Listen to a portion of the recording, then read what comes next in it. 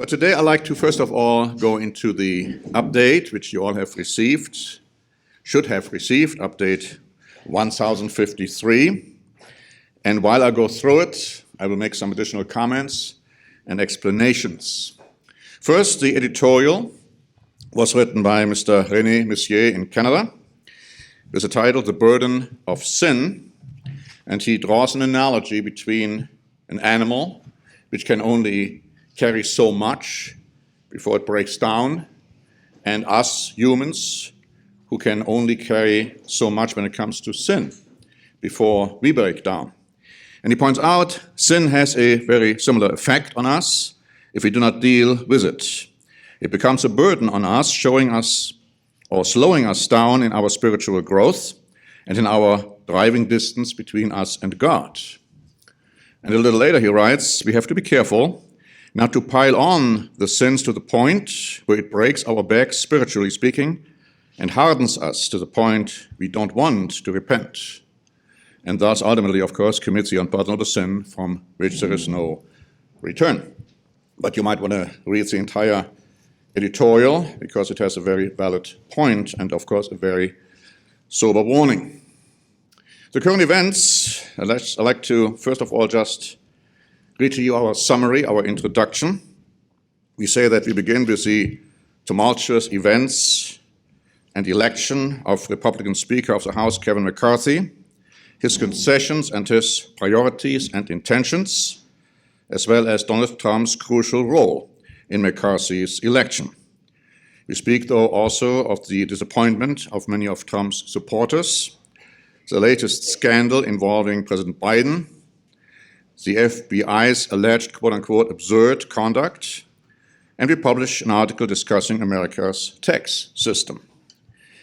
We then address allegations against Adam Schiff in relation to veteran journalist Paul Sperry, President Biden's visit to the border, and the unfortunate and ill-advised American extension to the COVID-19 vaccine mandate for foreign travelers, as well as other related disturbing developments. We address the turmoil in Brazil, which is in a sense somewhat reminiscent of the attack on the US Congress on January 6, 2020, and controversial moves by the Ukrainian government under Zelensky. We speak on Israel's isolation in the world without many or any true friends and supporters, and we conclude with appalling statistics of worldwide deaths in 2022. We also then refer to a new Standing Watch program, which I will talk about more in detail in a moment. I'd like to bring up a few things when it comes to the current events under the Week in the News section. And before I do that, I'd like to again point out something very important, something which we have been pointing out time and again, but it looks like that some are willfully ignorant as to why we write what we write. And so let me now read it again, because every time we are publishing an update and the current events, we have at the very end an acknowledgement and disclaimer. And that is what we say. These current events are compiled and commented on Norbert Ling, myself. We gratefully acknowledge the many contributions of news articles from our readership. The publication of articles in this section is not, I emphasize not, to be viewed as an endorsement or approval as to contents or accuracy of these selected articles, but they are published for the purpose of pointing at worldwide developments in the light of biblical end-time prophecy and godly instructions. Our own comments are provided in italics. So if there's not italics, that is not necessarily our comments. Now, some just don't want to accept that, and that has consequences, and I'll talk about those in a moment.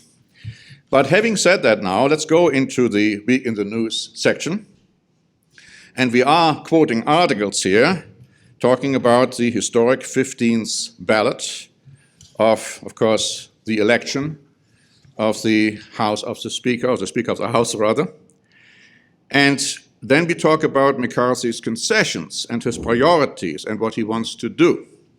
And in an article posted and written by Fox News, it talks about the fact that he also conceded to the point that he wants to ensure that no bills are brought up on the floor until at least 72 hours have passed. Now here comes our comments, right? Now these are our comments.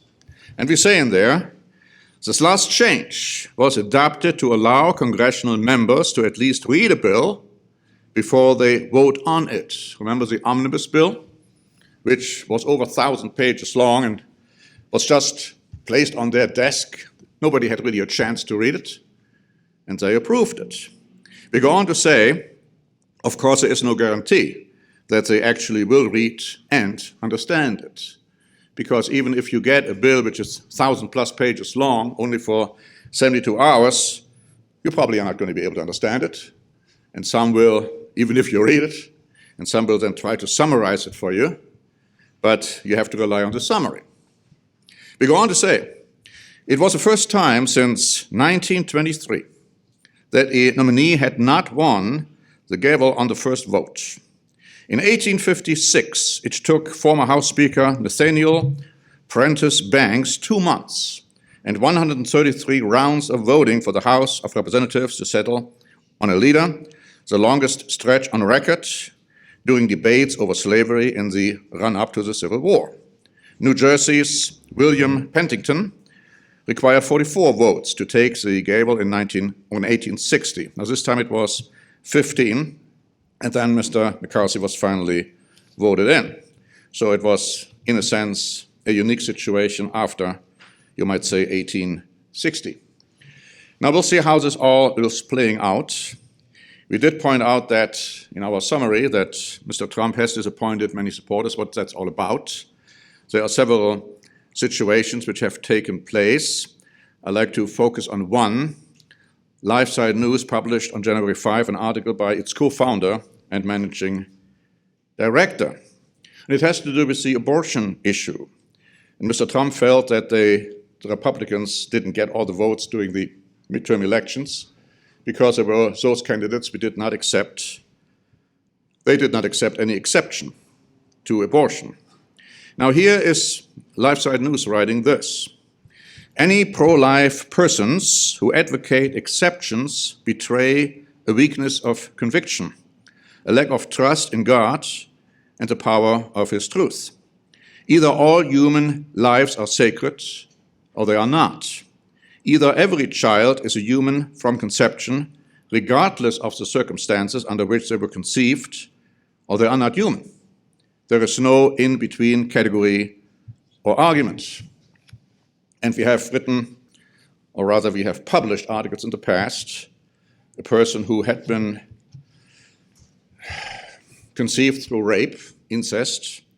She was not aborted, she's alive, and she reflected on that and she said, well, if those who do believe in exceptions to abortion would have had it their way, I would never have been born. Now I'm married, I have children, and on it goes.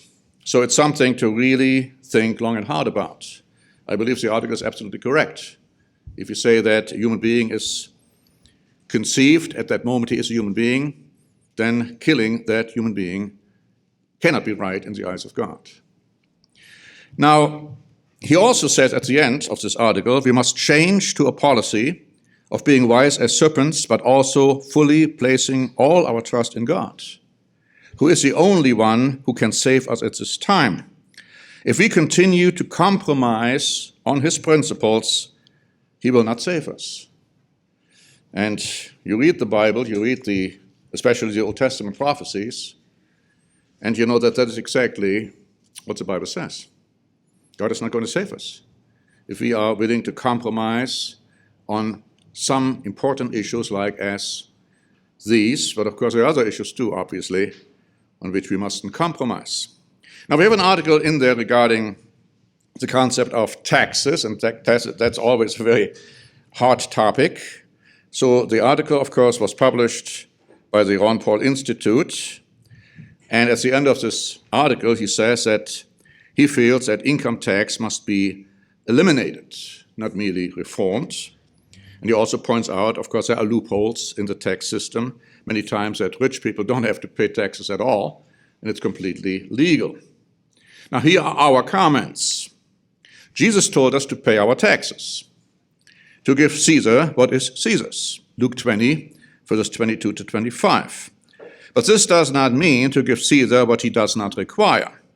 And it does by no means justify the king's or the government's abuse of tax money and spending it for ungodly purposes. Therefore, there is nothing wrong, biblically, with the idea of the government simply eliminating taxes, such as the income tax. Furthermore, Samuel described the king's or the government's practice of taxing people as a curse. And you might want to read that in 1 Samuel in chapter 8. We also read that a king or a government which imposes heavy taxes ruins the land. And you find that in the book of Proverbs, chapter 29, verse 4, if you, for instance, go to the New American Bible. So much for taxes. And I think the position we are taking is very biblical and very clear. You have to pay taxes, give Caesar what is Caesar's, but you don't have to pay more than what is due.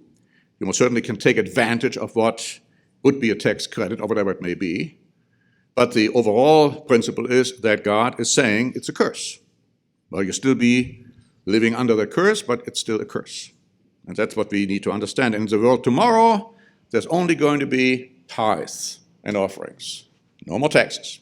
That's something also to think about. Now, I did talk about the incredible extension of the vaccine mandate for international visitors. It was first supposed to be gone by 2022, then it was extended to January of 2023. Now it has been extended again until April 10, 2023, and who knows what's going to happen after that.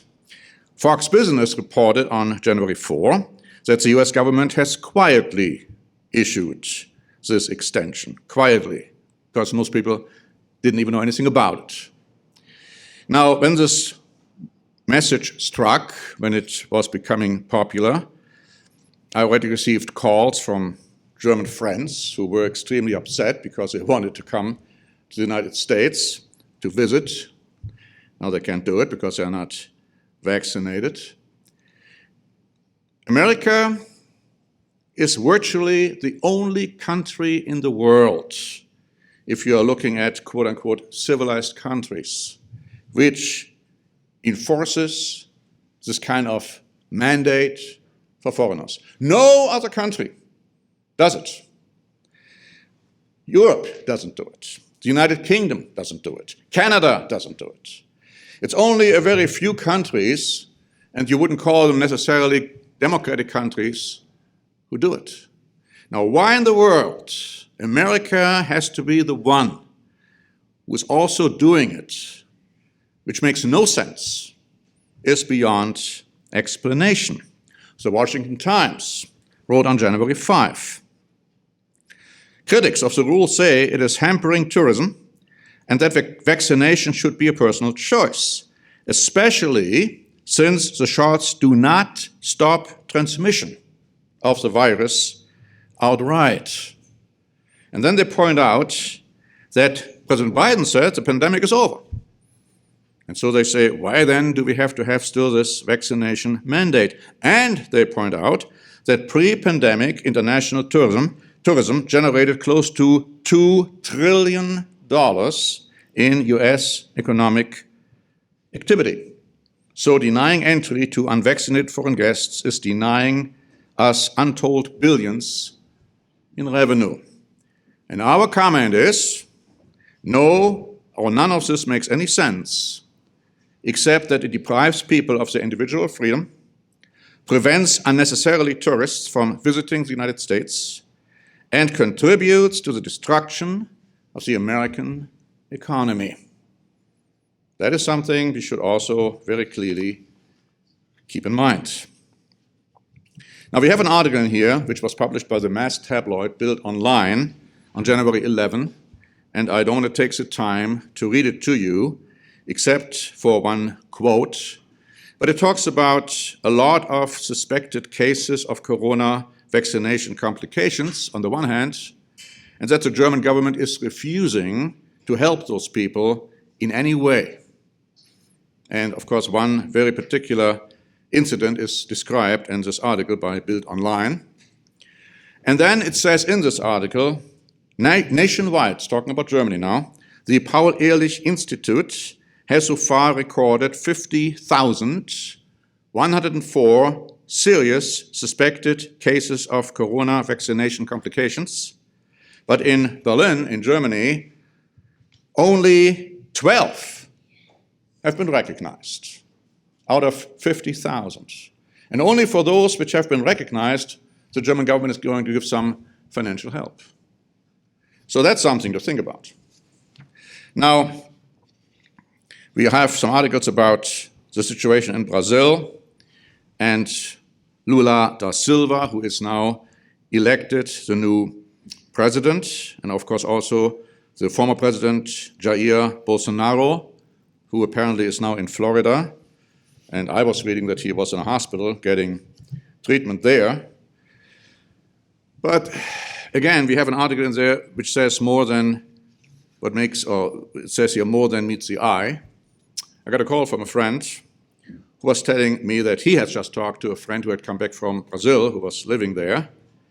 And he said there was definitely, beyond what we are writing here in this article, there was definitely election fraud involved. Now, we're not saying how much, but this was an example where somebody voted, in this case for Mr. Bolsonaro, and they have a system over there where they can later look how it's being registered. And his vote was registered as being for Lula da Silva. And apparently this happened in some other cases too, we know of. So what in the world is happening there, we are not saying. All we are saying is something really interesting going on when it comes to that election. And it was a rather thin election, as we understand. Now, we talked about the government under Mr. Zelensky, and an article by Breitbart wrote that the European Federation of Journalists was strongly objecting to a new law which was passed in Ukraine. And this European Federation of Journalists is saying that we are surprised by the lack of reaction from Western countries. We don't understand why they don't tell Zelensky that this law does not live up to our standards. I would say that it will be impossible for Ukraine to join the European Union with a law like this, he said. And of course, we have been saying all along, Ukraine is not going to be part of Europe. They are going to ultimately be part with Russia. And however that is going to come about. There are also some other statements in this article about recent submission, or rather recent suppression, of the Ukrainian Orthodox Church. Our comment is, in times of war, these kinds of moves can be expected. The freedom of the press, the freedom of speech, the freedom of religion, and of religious assembly will be constantly under attack. That's clear, because you wouldn't want anything stated which would be opposing the war you're fighting. That is one of the many reasons why war is wrong, why war is always wrong. Not the only reason, of course, but one of them. Because the truth is falling down the street, so to speak. You don't hear it. Now, going on, there are more articles you might want to read. One I found interesting, a very short selection by the Life Side News on, is the Catholic Church really undermined by the US government? It's something you might want to read. Again, this is an article we have quoted without taking a position, but still interesting. The Q&A is talking about discrimination. The question is, how do you view discrimination, which is a big issue today? And this is a part one of at least 3 parts, and then we probably have another follow after that. In this Q&A, which was written by Brian Gale, he is talking mainly about racial discrimination and later on political correctness. Now, part 2, which is already in the making, in the review process, that will go into the BLM movement, the Black Lives Matter movement, and the LGBTQ movement. So please read this one, and then, of course, look forward to the next one. And it points out what the Church of God teaches and what our position regarding those issues should be. The work. We are pointing out that we have a new Standing Watch program out there titled "The Bible Prophesies, the Third Temple Will Be Built." Of course, I'm aware of the fact that there are some who do not believe that, but this Standing Watch program goes into some interesting developments, and I just want to give you the summary. It says the Bible is very clear that just prior to Christ's return, a third temple will be built on the Temple Mount, and that animal sacrifices will be given there. In the light of that understanding, notice citations from many recent articles in the Wall Street Journal, Fox News, and several Israeli papers, as well as quotations from the Bible, which shed light on that fact. Now, you won't find the Wall Street Journal article in the current events on purpose. Now, first, I got this article rather late. I still could have plugged it in. I decided not to, because I don't want the Standing Watch program being a repetition of the current events section. And so when you watch the Standing Watch program and when you read the current events, and I hope you do both, you will see there are, of course, additional facts and there is additional material in the Standing Watch on that issue. It's an interesting article by the Wall Street Journal, and in light of what we are talking about. But it's also important that we understand that these things are developing. And of course, the biblical quotations we have in the Standing Watch, of course, you won't find them in the current events either. So when we are sending out the update, we expect you, of course, to read it. And when we point out something in the Standing Watch, or a sermon, whatever it is, we, of course, expect you to listen to it. Now, when you read the update, and if you have read it, you will see that we have now announced that we are not only posting the Standing Watch program on YouTube like we normally do, but we have also now begun to post it on Rumble. In fact, all our material when it comes to messages, Standing Watch, sermons, they're all on Rumble. We want to make sure that if YouTube will ever shut us down, that we have alternatives. And we're also looking into other alternatives in addition to Rumble. And I would like to encourage all of you to go to Rumble and to look at our program there, as well as, of course, Standing Watch. And it's very easy. You just go to rumble.com. You don't even have to go to that link which we have announced here in the work section, rumble.com, rumble.com, and just plug in Standing Watch, one word, and you will get our material right away. Now, I have to say that I am not sure how to look at that insofar as views are concerned, because you have the number of clicks, which likes, then you have number of clicks which don't like, and then you have some kind of an icon, looks like an eye, looking at you. But I would first think, oh, the icon, that means the number of views. No, that's not what it means. Couldn't mean that, because I just looked at one program. It has 40 likes, 4 dislikes, and 4 with the icon. Obviously, it couldn't be views, because otherwise we wouldn't have 40 clicks. So I don't know how they do this, or 40 likes, rather. It doesn't matter. What does matter is that you go there, because this way we are becoming more known, so to speak. Of course, the more people go there, the more people click on it, then, of course, it is helping all of us. Of course, also go on YouTube.